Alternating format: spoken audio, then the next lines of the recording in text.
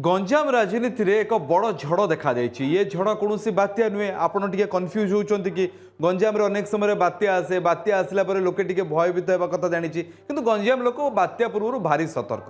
ये बात्या राजनीतिकरण दिन थिला। गंजाम रे बीजेडी गढ़ थिला। 13 रु 13 निर्वाचन मंडली बीजेडी पाखे थिला। हाँ, गोटे निर्वाचन मंडली सान कमिटी जीति पार ना। तथापि गंजाम रे एक गढ़ सदृश थिला जोटी कि सांसद, विधायक, ब्लॉक चेयरमैन ठू आरंभ कर जिला परिषद अध्यक्ष जाए सबुकिछि गंजाम रे बीजेडी कंट्रोल ले थिला, बीजेडी पाई होउतला। किंतु से स्थिति बदली। 24 निर्वाचन रे बीजेपी हाथ को क्षमता जाइछि। 13 निर्वाचन मंडल विधानसभा निर्वाचन मंडल 12टी रे बीजेपी जीति। गोटे सान कमिटी केवल सान कमिटी पाखे रमेश जेना जीति जाके कांग्रेस पाखे रही। 2 सांसद भी बीजेपी हेले के रहिला कोठी के रहिला जो आरंभ होता के जो सब बेले निर्वाचन रणांगन प्रस्तुत हुए जो 2 नेता को लेकिन सारा राजनीति चलता से 2 नेता दर्शक बंधु जड़े होती भाईना जड़े होती भाई भाईना कथा पचारे। गंजाम राजनीति में समस्त जानती जन को भारी बेस फेमस डायलॉग भारी फेमस था। सी हूँ लेखा छिड़ेदे बोली कथा कहती। सी हूँ प्रदीप पाणिग्राही। प्रदीप पाणिग्राही भाईना बा प्रदीप भाईना ए बर्तमान हिंजिली मुआ होती। हिंजिली पूर्व मुख्यमंत्री जो नवीन पट्टनायक थे से समय 5 थर निर्वाचन जीति 2000 मसीहा पर 2019 जाए प्रदीप पाणिग्राही सबकि संभालुले। नवीन छाया थे, नवीन प्रतिनिधि थे। हिंजिली रे नवीन सभा हेले गोटे बाउंस भी जदि पोता जाउतला प्रदीप पाणिग्राही निर्देश रे, प्रदीप पाणिग्राही अनुमति रे ले कार्तिक आसिले सबकि बिगाड़ देले। केमती कौन आप भल जानते हेले प्रदीप भाई पुणी थे जाऊँ प्रदीप भाईना पुणी थे जाऊँ हिंजिली।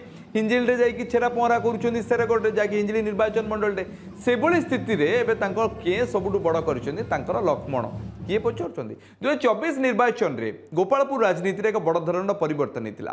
गोपालपुर बारंबार हारी आसुवा वर्तमान मंत्री विभूति भूषण जेना सेठू निर्वाचन जीति निर्वाचन जीतवा पूर्व एक बड़ इक्वेशन गंजाम रे करा जायतिला। प्रदीप पाणिग्राही को सांसद दिगला ब्रह्मपुर एवं प्रदीप पाणिग्राही जगार जो निर्वाचन मंडली गोपालपुर थिला सेठू निर्वाचन लड़वा निष्पत्ति निगला दल पक्षर विभूति भूषण जेना को निर्वाचन मंडल थिला। दीर्घ वर्ष धरी सी कैडर बेस बनई बीजेपी सबुठ पावरफुल नेता किए जदि गंजाम जिलार एबे पूर्व भी जहाँ कहुए सी हूँ विभूति भूषण जेना एकाकी नेता जे कि लड़ुले निर्वाचन मंडली रे एकाकी नेता जे कि आरएसएस भारतीय जनता पार्टी रो इक्वेशन भितर सबुठ फिट होते बाहा ना सब व्हाइट पिंधुवा नेता।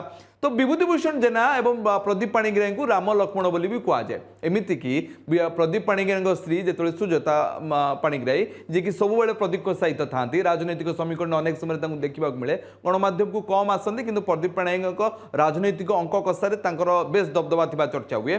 सहित निर्देश ये सब निर्वाचन लड़ा जाता। उभय पारिवारिक संपर्क थी कथा भी सामना को आसे। उभय 24 निर्वाचन एकाठी बुलूले कि 24 निर्वाचन में जीतवा पर एमती कौन है जहाँफल 2 नेता भितर एक बड़ फाट सृष्टि होती। यहाँ नहीं फाट एत बड़ है दर्शक बंधु जे उभय पक्षर भिन्न भिन्न मत भी आसूँ। 2 दिन तल घटना देखो जो समय बाहुड़ा यात्रा होता सेरेगढ़ से जो प्रदीप पाणिग्राही पहुंची सेठी प्रदीप पाणिग्राही प्रथमे गले कार्यक्रम को अटेंड कले कार्यक्रम बाहरी आसिले। जितेबाला पचरा गला एबे से कौन हिंजिली को आसवाक चाहूँगी कि कारण जो हिंजिल लोक अच्छा जो हिंजिल अस्तित्व अच्छी जो हिंजिल दीर्घ वर्ष धरी से कम करुले एवं सांसद पद रुचुनी बोधे प्रदीप भाईना को से भावुं कि विधायक बोली मंत्री मंत्री हे बोली भावुवे कारण आगुरी तो मंत्री थे उच्चशिक्षा मंत्री बेस दबदबा था से समय नवीन समय एवं कौन सेमती किसी हे बोली कि चर्चा होची से चर्चा भितर गणमाध्यम प्रतिक्रिया जो पचारि गणमाध्यम प्रतिनिधि से एड़े जाते जड़े भक्त हिसाब से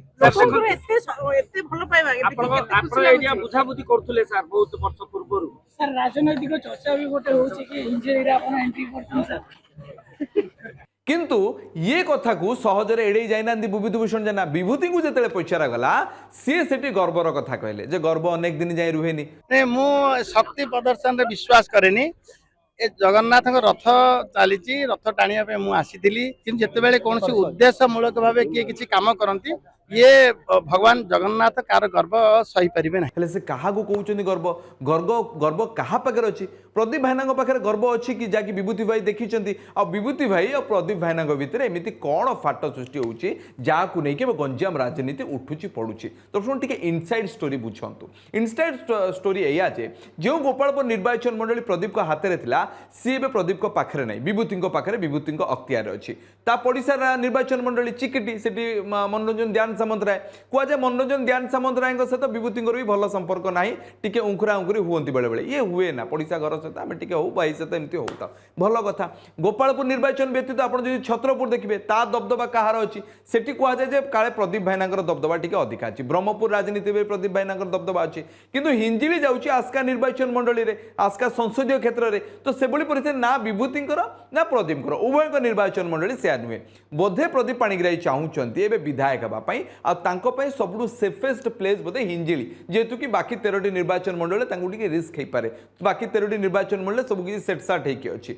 द्वितीय बड़ फैक्टर हूँ सांसद होगा पसंद करना विधायक होगा चाहूँगी मंत्री मंत्री हे बोलिकी तृतीय बड़ फैक्टर हूँ गोपालपुर टी दूरे जा निर्वाचन मंडल ही बदलईदेवा हेले विभूतिकर कौन अस्तित्व रही विभूति कहीं सब करुँच विभूति कहीं द्वितीय थर से गले स्वाधीन देश जी जो चाहिए जापर जेहेतु मंत्री सारा राज्य बुली पारे सारा जिला ही किंतु जोटी प्रदीप जाइए एकाठी न जाकि कहीं द्वितीय थर गले गर्वर कथा उठिले बोधे जना पड़ी जोटी प्रदीप जाती बोधे से एक बड़ चेकमेट देवाक से चेष्टा कर द्वितीय फैक्टर या पारे गोपालपुर बोधे आउ इच्छा करूना विभूति जेना हिंजिली को जावाक चाहूँगी कारण हिंजिली सब मुख्यमंत्री जी थे से पूर्वतन मुख्यमंत्री एवं नवीन पट्टनायक अंचल हिंजिली जी प्रतिनिधित्व कर से सारा राज्य में परिचित हम गंजाम जिलार गोटे प्रकार कमांड भी हाथ में आसपे बोधे से चाहूँगी कि गोपालपुर में प्रॉक्सी वार करने गोपालपुर को आउ क्या देकी विभूति हिंजिली को भी निज अख्तियार रखापी चाहूँगी ये सब चर्चा भितर गंजाम राजनीति में नुआ समीकरण हे चर्चा होची